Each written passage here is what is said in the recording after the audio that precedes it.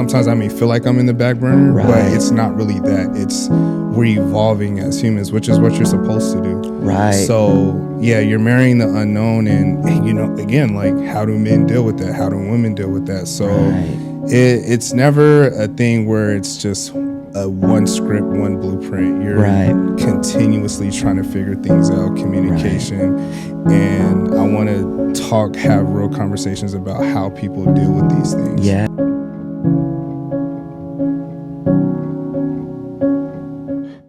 Yo, we back and in the building inside the Mind episode 13. I am your host, John Reese, and we have a special guest from the men's physique allure class himself. My man has been competing since 2017, 8 years. Did 6 national shows, turned pro at the USA's 2019. USA's must be a real good show to turn pro at, because everyone I've been interviewing, West Coast, man, that's where it's at, man. And he's been competing on the pro stage ever since 2020. Talk about consistency, man, the grind. And he cracked his first Olympia qualification this year at the Chicago Pro. My guy, Drew Cullen. How you doing, brother? I'm good, man. First and foremost, I want to thank you for having me on this channel. I'm watching a few of your videos here ever since Jason referred me, so definitely excited to be on here, just kind of chop it up with you, especially everybody that follows me, the fans out there, people that also want to go pro and aspire to be in the position that I'm in. Just kind of give advice, kind of break everything down, like what I've gone through, you know, my stats, kind of like what you mentioned. It's more than just stats, you know. I came a long way, and it all started and stemmed from, you know, the beginning in 2015 when men's physique wasn't too popular. So, That's you know, a kind of fact. overcoming a lot of different criteria changes, and finally making it. So I'm excited to be here, man. Up, man. Thank you. Yeah, Jason, you were the first name he mentioned, and reason being is this gives people, you know, within the bodybuilding community, all the athletes, to pretty much come on here and, you know, tell their story, but from the mental health side of things, not just focusing on, you know, reps and macros and training splits, and like, that's not even the focus of this, man. And I think your fans would be, you know, elated to kind of hear, you know, your side of things and how you go about things from the mental side, man. Yeah, so I never really gone into detail, mainly on Instagram, other than making captions and things like that about the mental health, the macros, the training. We all do that. Whether you're a professional, whether you're an amateur, I mean, there's no secret sauce to it. It's chicken and rice. It's all the same food. It's because it works. You know, everybody does the same stuff. As far as the mental side, I think everybody's a little screwed up to get in the sport to begin with. And that doesn't necessarily mean a bad thing. I mean, there's a lot of guys that come back from you know, military. They're structured. They want that structure back. And I think the regimen with bodybuilding is something that is important. It's the thing that matters the most. I don't personally think there's any talent in the sport other than genetics. I think it's just following a set plan that, you know, works for you, kind of figuring it out. It's like science class, like the variables that you can control and then the variables that you can't, you know, which is genetics, which is certain things that, you know, you have no control over. But as far as like the mental health aspect, it's this sport is all mental. You know, I started because I was made fun of in high school. I was just that skinny kid. I used to watch, I used to watch WWE, and I always thought that the guy that was the biggest kind of always, you know, was a mess with. He was always the champ. So I'm like, you know what? If I get a little bit bigger, you know, people will respect me a little bit more. Just like kind of like the football players in high school and things like that. I played sports. I wrestled for about 8 to 10 years. Started when I was 5, and it was on and off. I was always disciplined early. That kind of taught me, you know, you got to make weight and stuff. You don't understand that as a kid, but it kind of taught me the disciplinary aspect of things. You know, like I have a priority and I have to make a weight. And then I also have to go to practice, and I have to do good in school in order to be on the team and things like that. But, you know, I started, you know, I was still made fun of in high school. You know, I came from a background where my dad was ex-military police officer, always taught me right from wrong. Somebody was messing with me, you know, I wouldn't do anything, kind of walk away, even though I could handle it. But, you know, it was one of those things that I just wanted to get bigger for myself and think that I would get, more respect. Some guys train just because they want to get girls. Some guys train because, they want to get bigger, and, they want to get respect. And it wasn't even respect. It was just to be not made fun of. And Right. it actually got to a point to where I graduated early from high school because of it. I graduated as a junior because I took summer school every year because I hated the summers. I didn't have many friends. I didn't really associate with a lot of people. I mean, I had people that I could say that were acquaintances in school, but it was one of those things to where I wasn't social. I was like a socially Okay. inept. I chose to be alone. I never went to parties. I was never invited to parties. I never wanted to even put myself in the position where I could be invited anywhere. Um, so with that being said, I took summer school because I thought it would be a little bit progressive to get something done so it could benefit me with graduating early. So once I Mhm. graduated early, I could focus on weightlifting and things like that. And I started off as a power lifter, started powerlifting, and I didn't diet. I didn't know what anything was. So I was just really skinny but strong. So I'm like, I'm not growing, but I'm strong. I could deadlift 500 Right. pounds, but I don't look like I can. So that's when I started altering into um, bodybuilding, just kind of using the term bro science, which was popular back when I Mhm. started, just kind of seeing other YouTubers, 2011 and 12, I think it was like Matt Ogus, it was the Hodge twins. I would watch their Ah, stuff, yep. Mhm. um, and just kind of apply dieting. It wasn't even macros. It was just, Just chicken, eat the rice, right beef, stuff. turkey, just eat the right stuff and just, Right. the intermittent fasting thing. But I was already skinny. I didn't want to fast anymore. I fasted pretty much all my life wrestling to cut weight. Yeah, So I just kind yeah. of learned from trial and error of what worked for me. And and the whole point of the mental health thing is I started doing this because I was made fun of, but as I became good at it, I built up the passion for it. And I started Okay. doing it for me. And that's when I really started succeeding. That's when I started, just really having love for the gym and love to see how I'm changing, and kind of just intrigued by different things that I could figure out about my body, and just how impressive the human body could be, and how I could actually achieve that by working hard towards it. Not everybody can. Everybody can theoretically, but not everybody has that mindset to do so. And because Mhm. I was able to do that, um, I think the adversity in my life allowed me to do that. I think that's why I'm so capable mentally to be able to do something like that, because of my adversity. People that don't have the experience with being made fun of, that don't have the experience with kind of the things that I've been through. And everybody goes through stuff. Not saying that I'm any different, but certain things I think fuel you to push, mentally. Yeah. Yeah, that's amazing, man. Cause similar backgrounds, like, elementary, middle school, a little bit through high school, I was made fun of it being, like, the chubby kid or whatever. I used to brush it off, man, whatever. I still hooped and still, hung around people and, like, whoever was, like, my close friends who I deemed at the time. But a lot of that stuff, ironically, like, I still kinda carry because it's Yeah. just one of those things like, "Nah, I don't wanna feel that way again," or, "I don't wanna go back to that place where it's just, like, sense of helplessness," even for me, you know what I mean? So, I got into bodybuilding based off, watching friends do it, but making a promise to my mom, but what it actually gave me was, a sense of purpose. I didn't even know you could turn pro in the sport. It was just like I wanted Yeah. to do one show and see if I can get in shape, but make sure I fulfilled this promise to my mom. And then it snowballed. And like you said, like it became more of a passion at that point because I was doing like shows like back to back to back. And it was just like, man, like I just want to keep going, like no matter what. And it gave me that purpose. And then those inner chatters of, hey, you're not good enough, or hey, you're the little fat kid, or whatever the case is, like those started to slowly diminish in a sense. But then you run into, being subjectively judged, which I never paid attention to until maybe like my first national show. Like, oh dang, these dudes are actually telling me like what's wrong, because I never got feedback up until then. It was just I was just running and going, running and going. So, like, how has and maybe you've kind of grown since you started competing, but coming from that background of, being isolated and, kids picking on you, stuff like that, to coming into a sport where you're being pointed at for what's wrong by the judges. Has that ever, played on you mentally? And if so, how?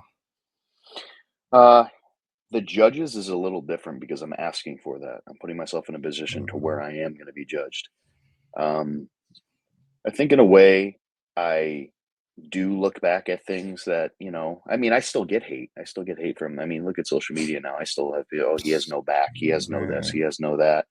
I'm not even going to defend myself anymore because, if I did have none of these things, I wouldn't be an Olympian. But then again, I facts. kind of remember everything that I went through and I grow as a person. You grow, you learn, you adapt, and that's the whole point of bodybuilding. And there's two types of people that deal with mental health. They could continue to feel bad for themselves and not grow, Mhm, or they could realize that what, this is a problem. There's people that sulk in their own depression and mhm. they don't want to get out of it because they choose to stay there. And it is detrimental. It is something that affects your health, but you got to find something that's going to get you out of it. And you have to have a reason. Like you said with your mom, you did this for a reason. Your mom was a Mhm. reason. My reason was to not be made fun of, to get respect from people who didn't matter.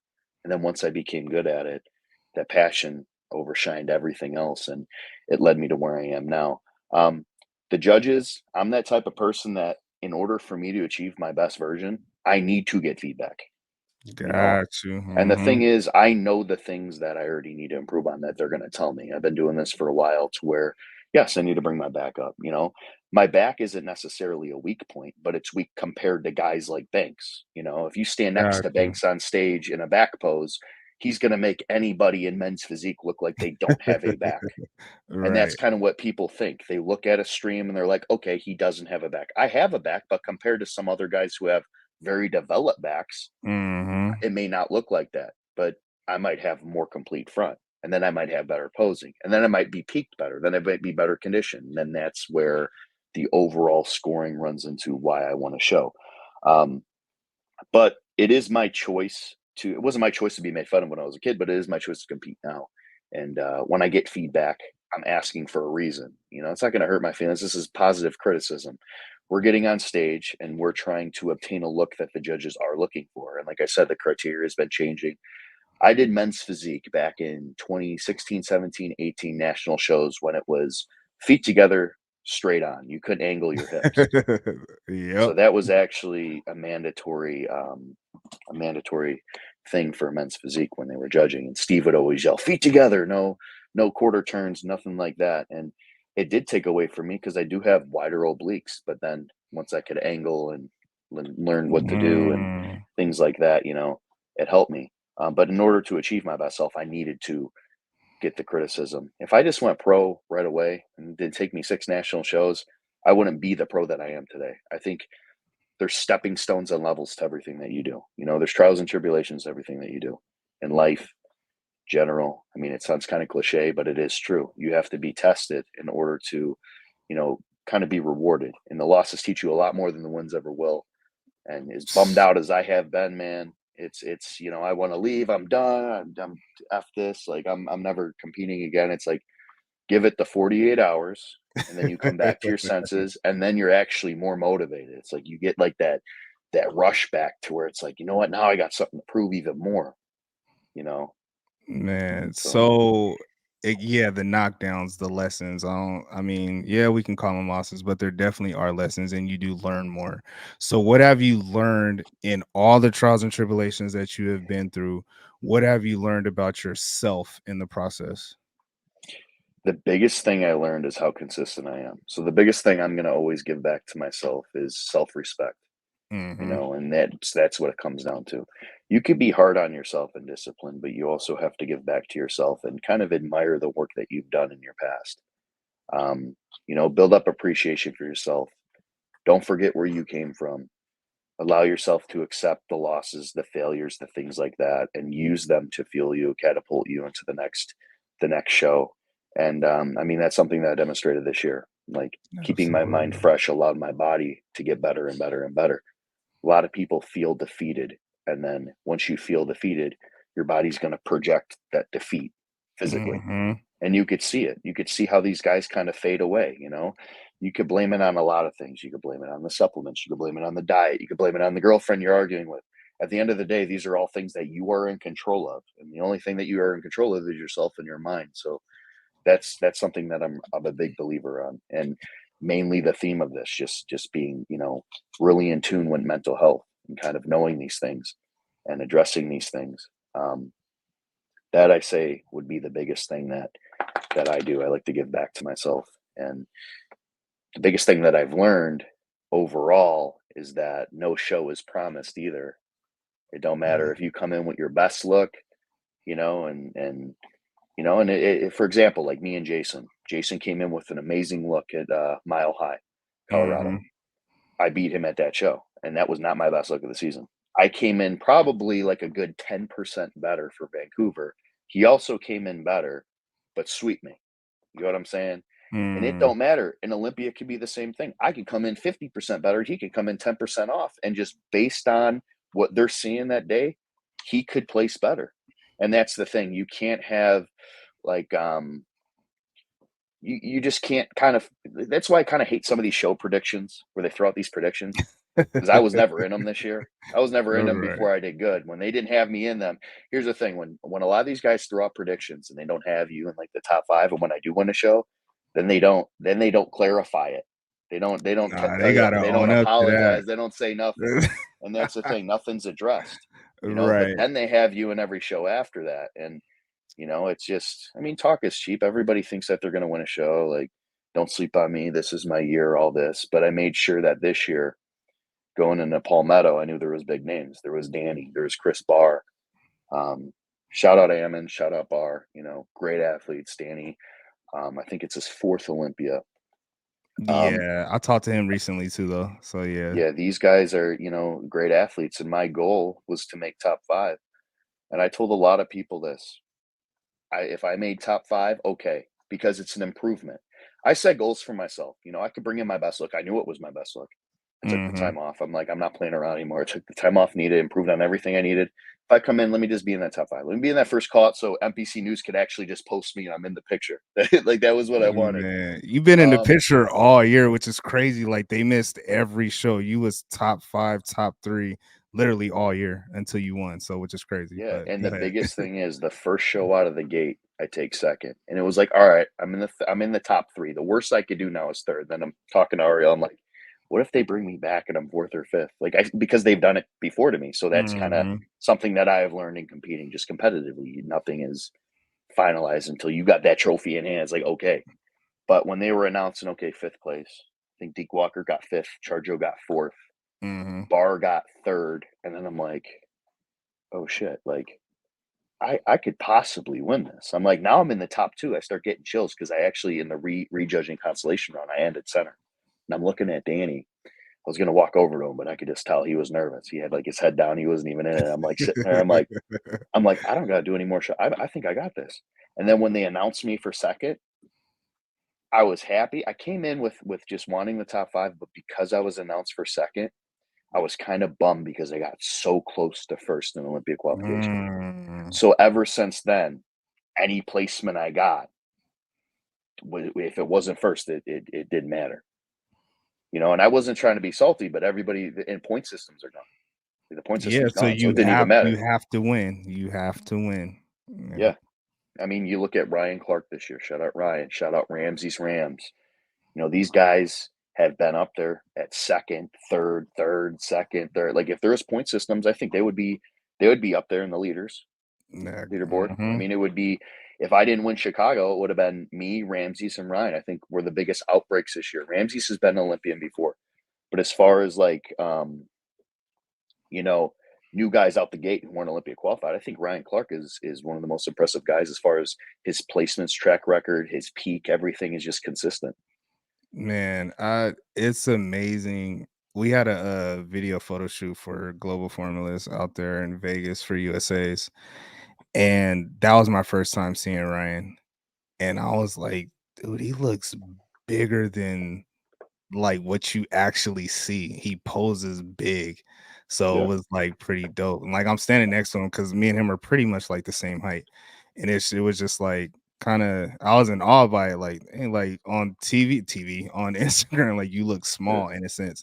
But nah, he's not small in the lightest. He's proportioned, he fits the criteria. So like he's doing an amazing job, man. And yeah, Absolutely, absolutely. he He would was that's like probably one of the most impressive guys I've seen in person. When I first saw him at the Body B1, Alabama, mhm. I recognized you could just tell when somebody's peaked. You get a different look. You're just that muscle's pushing against the skin. I saw him. I'm like, dude, you look solid. And then right when we hit first call, he was messaging me all the time. He's like, dude, I just want to be in that first call out. Like Ben didn't shout me out in that top five prediction on the the his channel, and I'm like, dude, you got this shit. Just I mean, I'd always mess with him. I'm like, you're not beating me, but you'll be in that top five. And when he got in that top five, I knuckle bumped him. I go, I told you, bro. And he's like, and then that's what I think like that was he hit his stride. And then when you get that first call out for the first time, it's a different type of feeling.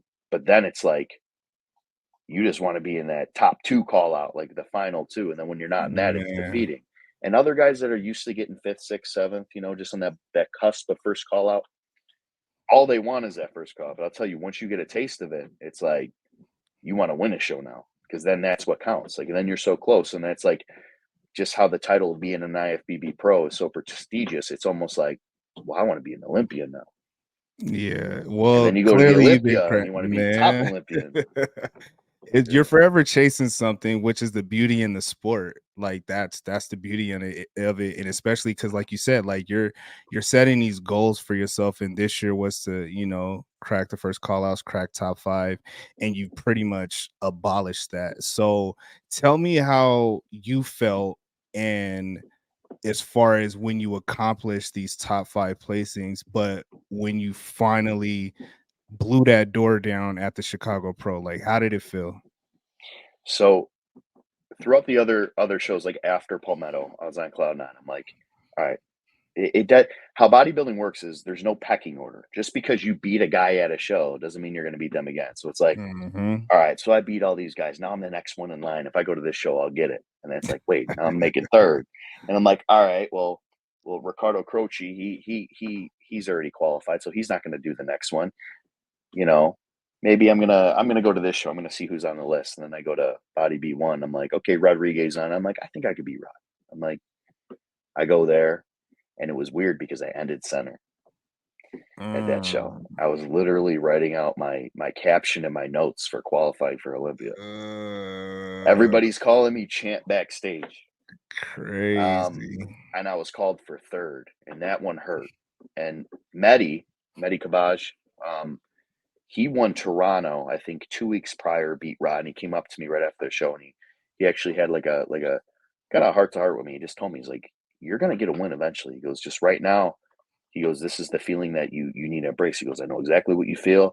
I beat Rod 2 weeks ago, and now he's second, and I'm like, I think he took sixth or seventh at that show and moved back." And Ooh-wee. that's the subjectiveness of the sport. Mhm. And it also was interesting because I was not in front of the same judge twice this year, besides Jack Titan. I forgot his name, but he's the Colorado head judge of the IFBB. Mhm. I went pro in front of, or I won the Chicago Pro in front of him, Becky, and Steve, which was a big thing Okay. because I mean Steve is, you know, he's the judge. You know what I mean? Yes, he Everybody is. else is like here, he's here. If Steve has you win a show, there's a reason you're winning a show. Like he'll tell you how it Exactly. is. When I finally well, I'll back up a little bit. Vancouver, that's when I was like Jason, Maddie, and me. And on the list, I'm like, I beat all these guys already.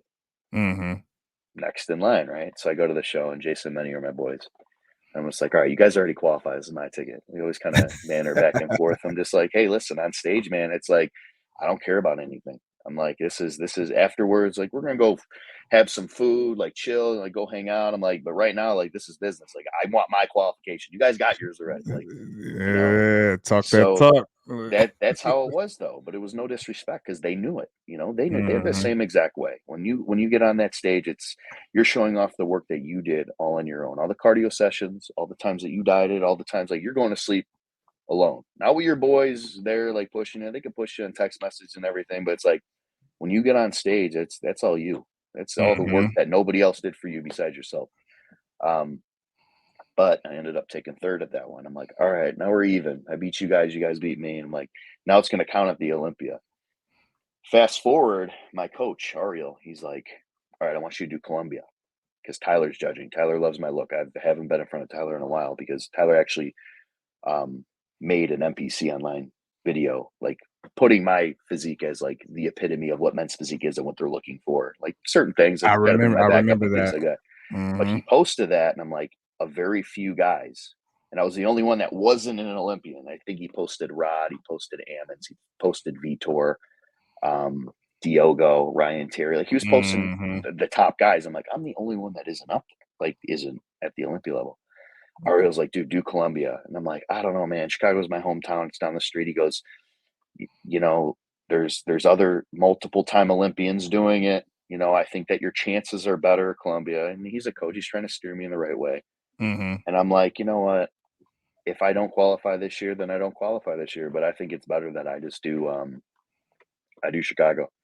I feel like, hey, it is what it is. I had myself in fourth place in the predictions when the list came out. I had Really? I had Toplin and Alex top 1 and 2. I know Mhm. where I lack. I know what they have. I know that they have also more momentum. We didn't see them all year. Toplin doesn't post too many pictures. Nick is the defending champ, and then you had Ja, who's 11th at Olympia. And I'm Okay. like, okay. I had myself realistically. I try to be realistic because I don't want to. I kind of always have it in the back of my head. I wouldn't admit this before the show, but I'm saying it now that it's all said and done. Yeah, I Alright. had myself realistically fourth, maybe cracking third. I didn't think that I would stand there with Toplin or Nick. Had nothing to do with politics. It just had to do with I know that their backs are more developed. So I came back from Vancouver. That was on a Sunday. Came back. Ariel looked at me and he's like, "All right, we're gonna try some." So he had me do 4 sushi rolls the night before, and Sheesh. I woke up. I woke up and he looked at me and he was just like really quiet. He wasn't really saying much. And he's like, "You look Uh-huh. on." He's like, "You're on." And when we went backstage, he goes, "All right, you're gonna do some salt water," and started pumping up a little bit. Did like 10, 15 push-ups. I got up and he's like, "You look insane." He told me I was the hardest he's seen all year in person. Um, and he goes, Wow. save your pump." And I'm like, all right, but I just wanted to go. Like you had Look. gotten that itch backstage. You're like, I just want to go. He goes, "Save You your was pump." hyped then.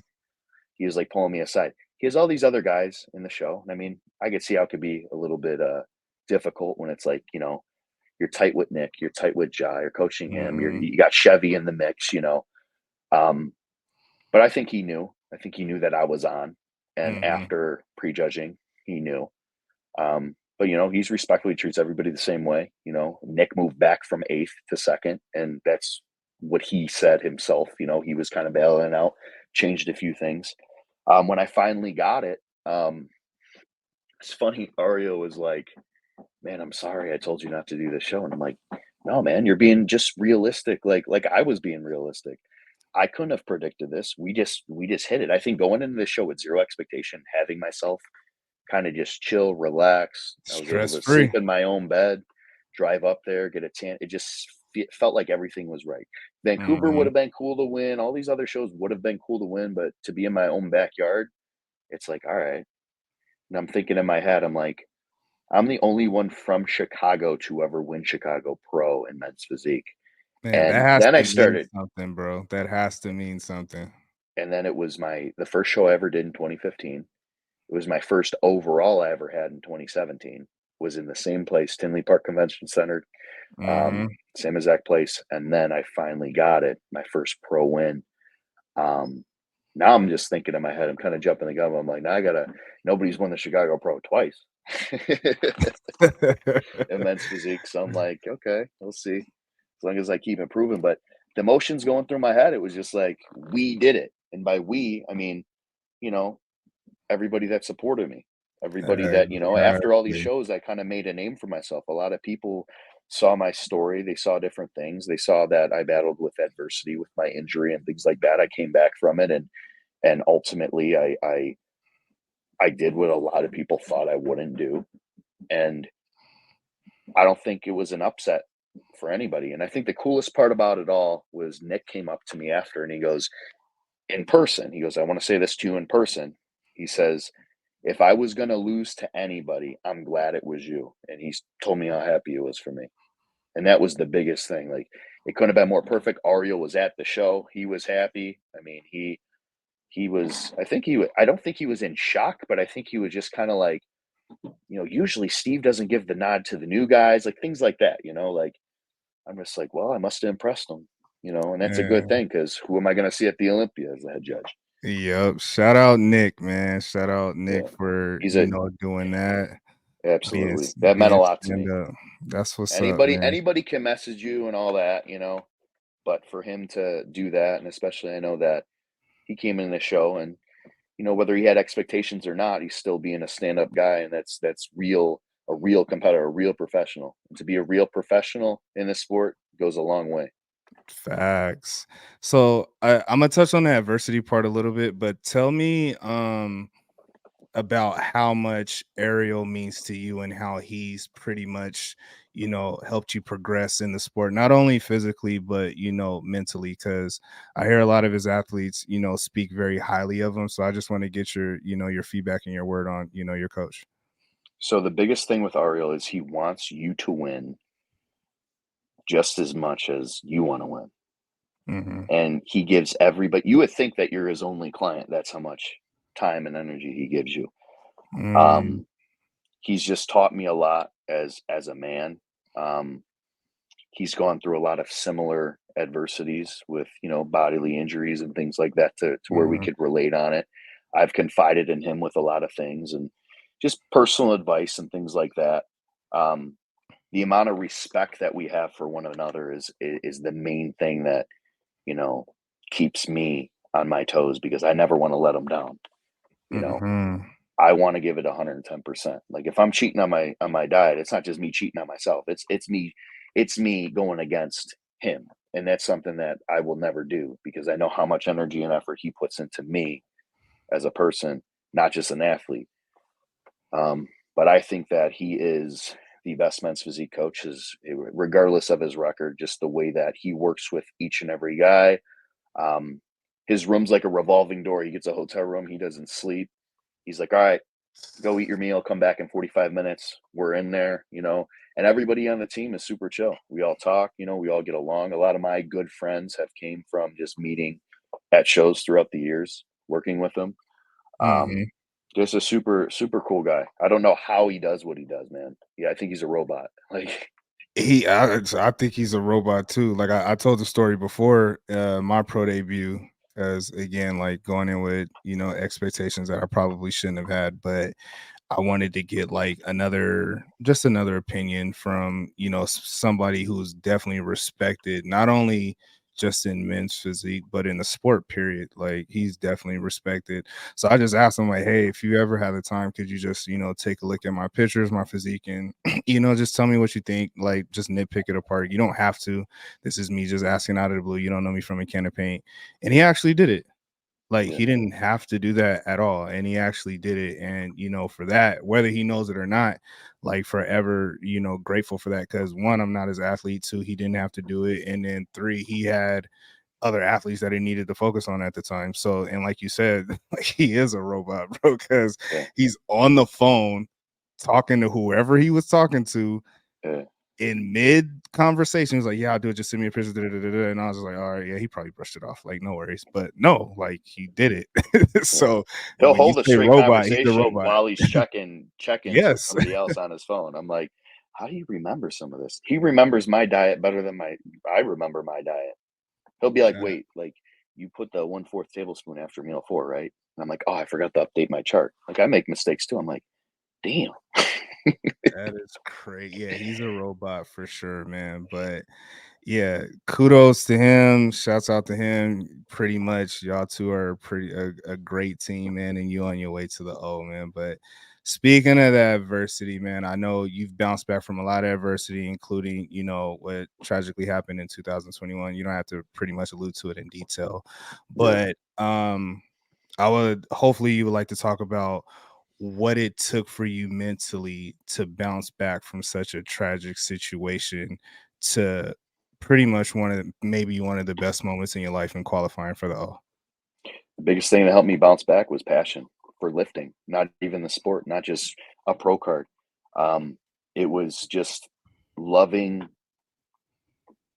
loving to train. I mean, I just wanted Mm, to get back to doing what I do. I could never understand what I would do with my day if I didn't work out, um, and just kind of have that, just that release, that mental clarity, just to kind of feel everything move around, circulation. You just feel overall better.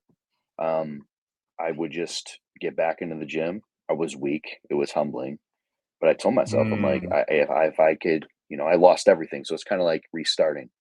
mhm, But I tell a lot of my friends, it's almost like you can't necessarily take the pro mindset away from a pro. Just having the status doesn't mean a lot in order to. I mean, a lot of the losses that I endured made me who I was as a pro. But it's like taking $1 million away from a millionaire. Once they did it, they're going to know how to do it again.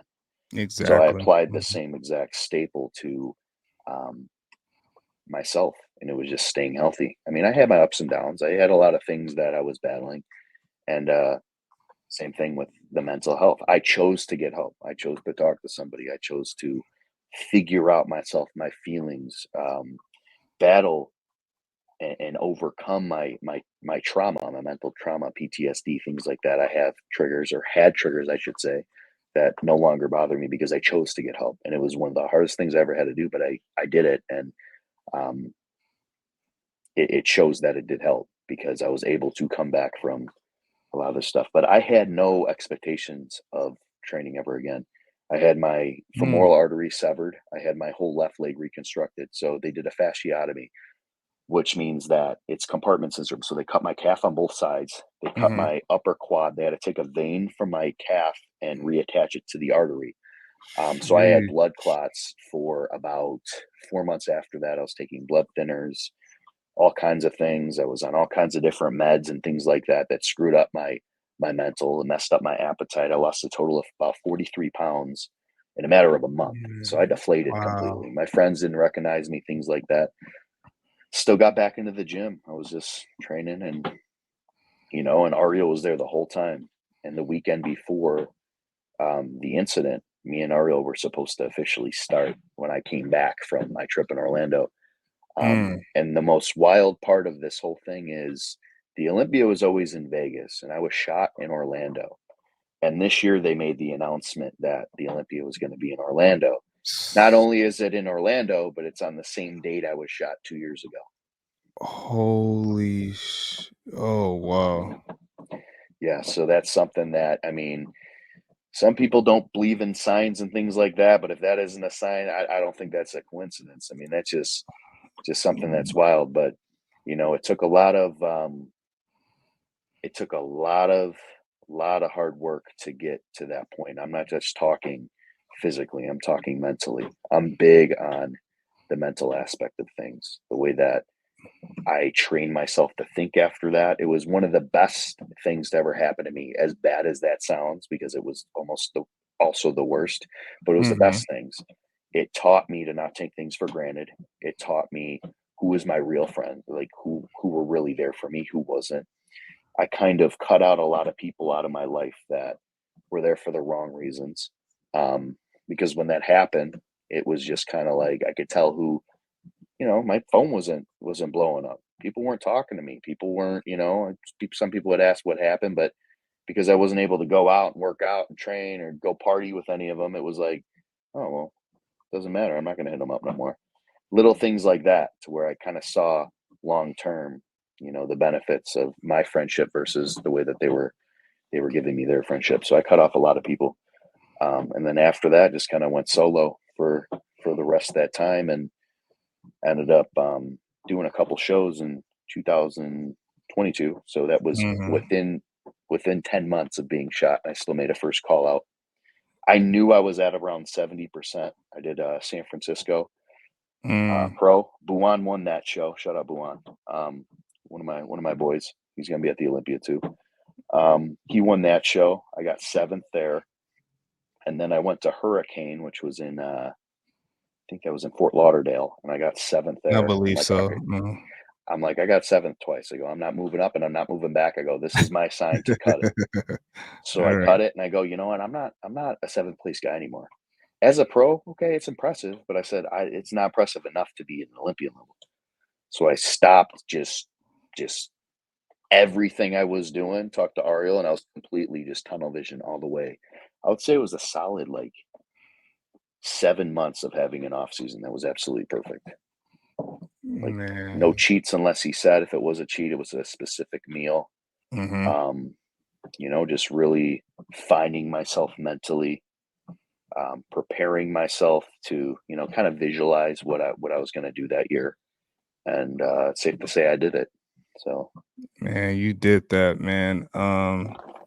Yeah, that I'm in awe, and it's shocking, and also a blessing just to have you sitting here, man. Because one, again, you didn't have to do this, you didn't have to go into that, but I had heard about the story, and it was like, all right, this would be an honor to have this conversation with you, just so people could see, like, again, man, like, we all go through stuff.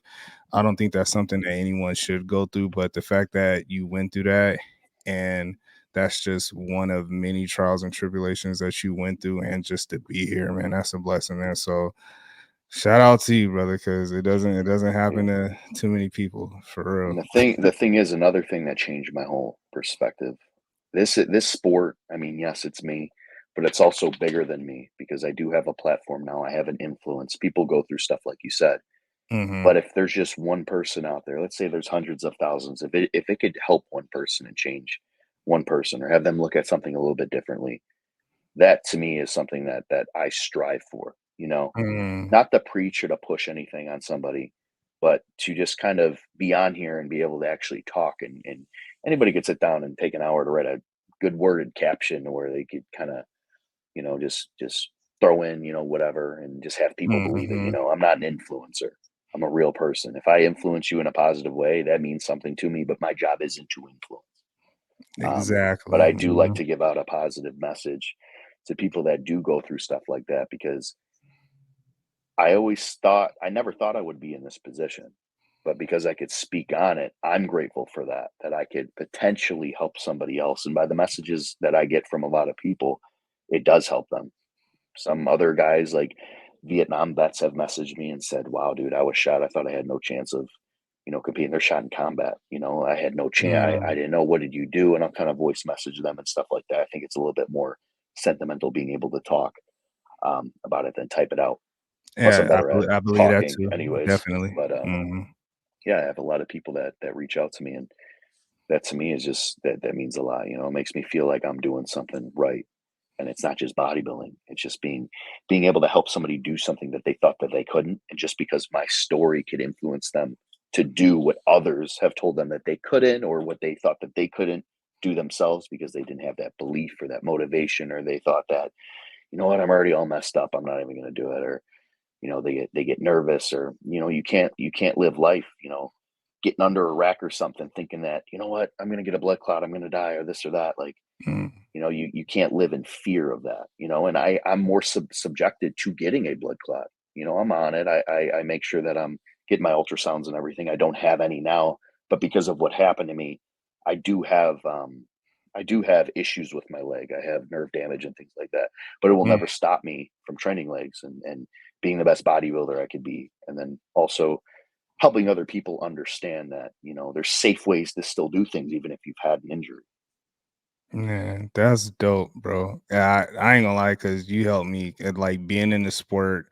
You know, I call myself a late bloomer getting into the sport, and it's just like I found myself complaining a lot early, and then, like, so when I hear, a lot of stories that go around the league, and then hearing your story, it's almost like, dude, like, you can persevere through pretty much anything as long as you're willing to do so. If you're willing Yeah. to rely on support systems, get the help and whatever the case is. Like, yeah, we do this alone, but there's a navigated push that's behind us that helps us get through some of those tough moments. So like just hearing a story was just like, man, and now to actually hear it live in a sense, it's just like, yo, I really don't have nothing to be complaining about right now.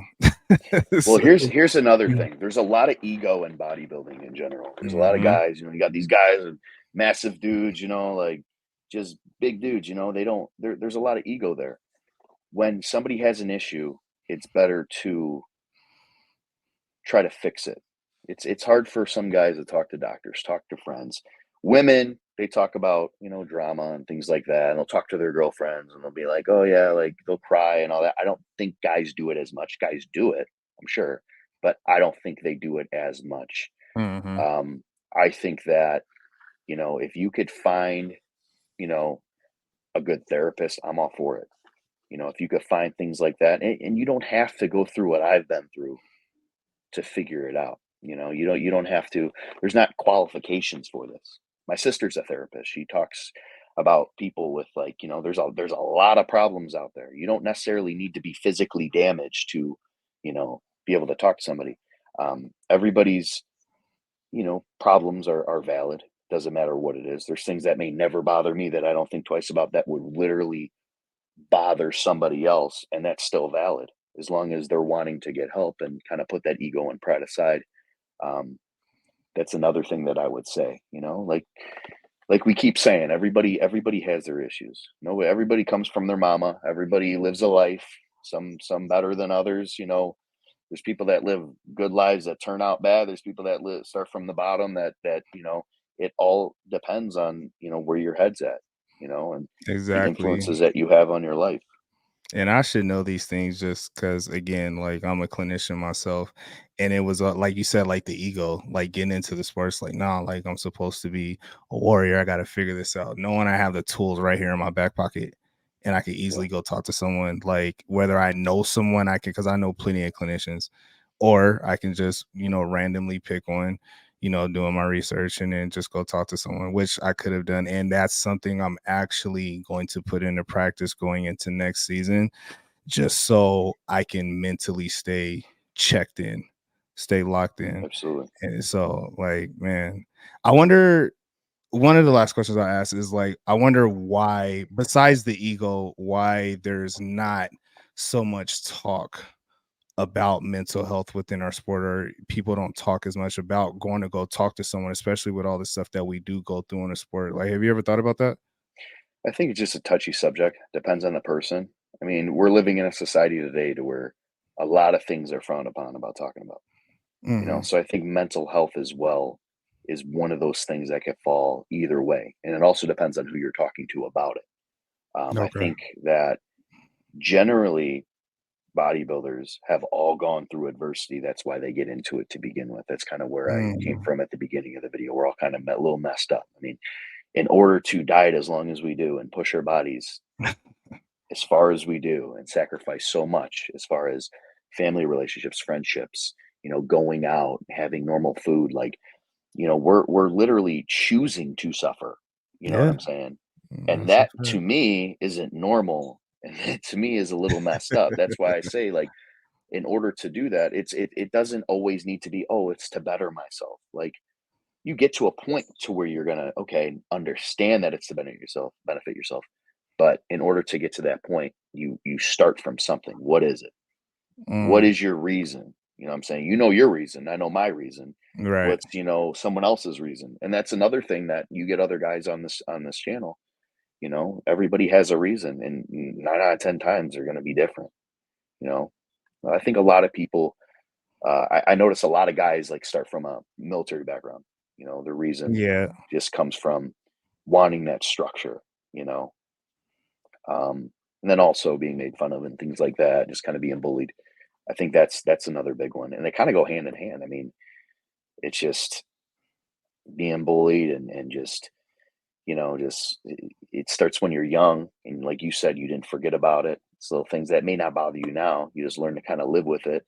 then you find your own. There's other things that'll bother you. You know, you're a grown man now, Yeah. same thing with me. Like, there's other things that bother me. I'll read on Instagram, like, guys just kind of talk and they'll say, "Oh, this and that," "Oh, he shouldn't have on this show," or say, what am I gonna say? I did. You know, it's just like that with anything else. And the shows that I didn't win, they say, "Oh, well, you should have won." And I'm like, my biggest thing is no matter who wins, I will always give them their flowers because I always said that I will eventually win a show. And I don't want anybody saying someone else should have won because I'm paying my dues. Exactly. Because I'm gonna Mhm. give everybody, whether I agree or not, that's my personal opinion. That don't matter. You know, that does not matter what I think or not. Um, The placings that I got this year, I got those placings. Those are the placings that I got that I deserved because the judges are trained to do that, and that's I Mhm. can't go against that. And that's one of the hardest jobs I think is the judging panel because men's physique is one of the biggest divisions. And I Yes. think more than not, a lot of guys are very, very similar. I think there's just so many guys that come out that you're just like, I've gone to shows and I compete and I'm like, I don't know how they do this, you Yeah, know? it's crazy how you got like 30 to 40 people on the show, and kudos to them because it's just like I don't know how you're selecting. I know you have a criteria, but there's a certain eye that they have that I mean, even with the greatest coaches and the greatest athletes, like we may train to get to whatever their criteria is, but they have the eye to kind of select and order, placings. And hey, it's a hard job, man. So shout out to them. It is. Hey, this Olympia, man. I was looking at the list yesterday. They updated it for September 1st. Uh-huh. And I'm just like, I told myself this year I had to qualify. Jeremy Buendia's first Olympia, Brandon's last Olympia. You got Banks in the cut. And Mhm. another thing is, I think it's, well, I don't think it is the most competitive Olympia. For one, you look at how many guys Ariel had last year. I think Ariel had 22 out of 58 in the Olympia. Bruh, that is crazy. This year, there's four. It's Ammons, Banks, me, and Corey Morris. Mhm. You know, I can't say who will qualify. I think he's going to have one more. You know, Okay. I think Edvin is very very hard to beat, but also there's Toplin, and we kind of saw what happened at Texas with McSpadden and Jeremiah. It's you could have somebody who looks good in pictures, but like Tyler says, if you're not there, you don't know. Um, but I mean, anything could happen. I'm seeing this at shows, and that's what we were kind of touching on earlier. It's like nothing's set in stone just because you got second at a show. It's like don't be surprised if second moves the fourth and the guy who's coming in for the first time this year went. You know what I'm saying? Or, you know, you look at Ali Balil. You know, he was number 6 in the world, I believe, Mhm. and Last year. yeah, he's not even. I mean, he went to India. Look at Charjo. I mean, whether Charjo was off or not, Charjo still should have been up there in a lot of, but the problem with that I think is they're holding him to the standard of being number 4 in the world because when you crack that small circle, I think they want you They they expect you to want be you on. better Yeah. than If that, you're off so at all, you're gonna move back. It's kinda like a punishment. But I hear he's doing a show too coming up, so that's tough. we'll see, Yeah, yeah. I seen some updates on him. He He just needed some time to get some of that size back, and I know he had a baby, and I was kinda talking to him a Uh-huh. lot too. All these guys are my boys. We stay in touch, you know. We all talk, and I wouldn't share any information if didn't want me to share it, but I definitely know that there's been a lot of, just things going on. That's the thing with the sport, you know? Mental Exactly, health, man. like you said, it's like you don't know what other people are going through, and it doesn't matter because when you go on stage, you're presenting a physique, you know? It's not a Yep, mental health show or who went through the most. It's no participation trophy. It's you either come in or not. But I do know that there's a lot of things that people are do face, unfortunately. And that's why it's kind of cool to touch on this stuff when it's not being touched on like you were saying. I don't necessarily know why it isn't. I think it should be a focus. Um, that's but the there's a lot reason of why I'm hard-headed here, people. man. That is definitely the reason why I'm here. I told Mike, who's running like the men's physique page, and then Yep. like I tagged pretty much like I want this to really be a staple. I know I will be at the Olympia. I need to feel this energy that I'm seeking, and I want to see it live on stage. But I definitely want to be out there and, probably do like a couple interviews of people going into like the biggest show of their career as far as, where they're at mentally. But I want to continue doing this next year, not with just men's physique, but all divisions, just so it's more of an open dialogue, not something where it's just like scheduled interviews or no, like these are your favorite athletes in the world as far as bodybuilding, talking about how human they are. Fans have a tendency to dehumanize people just based off what they see on Instagram, and Yeah. now it's like I don't like it because it's like we're not Yeah. robots. So this is a way of bringing back in that human element to get your fans and people all over the world to see like, hey man, like dang, Drew went through a lot and look what he went through. I could possibly do this too. It's not just reps and macros I and all that tell a stuff lot that of you these talk guys, about. they message me, "Oh, I hope to be at your level one day." And I tell them, I go, "I hate that word. Like hope for it. I hope to be a millionaire, but I'm not going to work." Like, listen, as long as you do everything that you can, you may fail, but eventually you're going to get it. Mhm. Bodybuilding, it's a little subjective. Genetics play a role.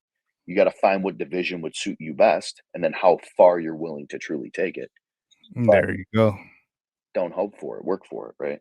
That's the biggest thing for me. And Absolutely. I tell these guys, they're like, "Oh, I want to be like you." I go, "You could be better than me." I go, "You are 10 years younger than me. You could do a lot more than I did, but you got to understand that, you got to there's a lot of variables that will distract you.